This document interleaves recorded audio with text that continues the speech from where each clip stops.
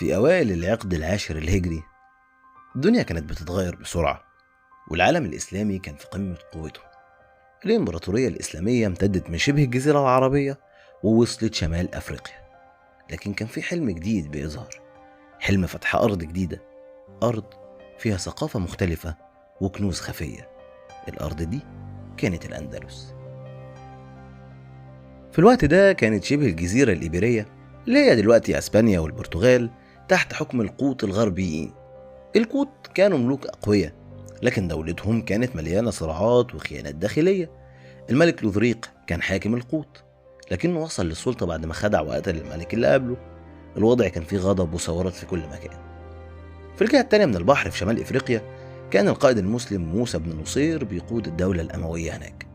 موسى كان راجل ذكي جدا، مش بس قائد عسكري لكنه كان كمان سياسي بارع. شاف في الأندلس فرصة للتوسع ونشر الإسلام، خاصة بعد ما سمع إن أهلها مش راضيين عن حكم لوذريق.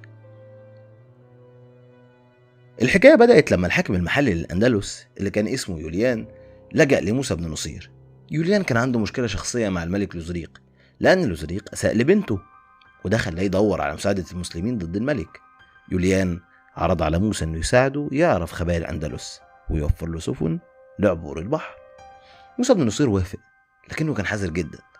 قرر إنه ما يغامرش بجيش كامل، فبعت قائد شاب وشجاع اسمه طارق بن زياد في مهمة استكشافية صغيرة. في سنة 92 هجريا طارق بن زياد جهز جيش صغير من حوالي 7000 مقاتل، أغلبهم كانوا من البربر اللي أسلموا. طارق عبر البحر من شمال المغرب لمضيق جبل طارق اللي اتسمى باسمه بعد كده.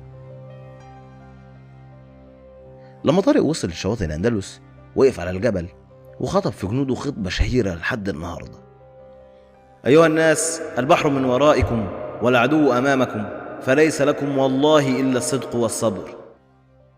الخطبة دي كانت بداية الروح القتالية اللي خلت الجيش الصغير ده يقدر يواجه قوة ضخمة زي جيش القوط. طارق بن زياد بدأ يتحرك بحذر في أرض الأندلس.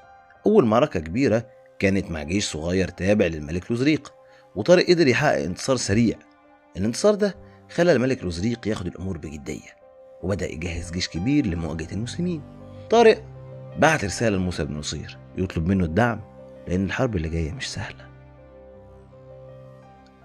طارق بن زياد استعد للمعركة الكبرى مع جيش القوط اللي كان فيه أكتر من 100,000 جندي بقيادة لوذريق نفسه. المعركة دي هتبقى لحظة فارقة مش بس في فتح الأندلس، لكن كمان في تاريخ الإسلام كله.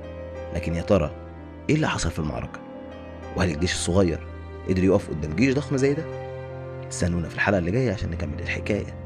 كان معاكم أدهم أمين، ودي حدوتة قبل النوم. تصبحوا على خير.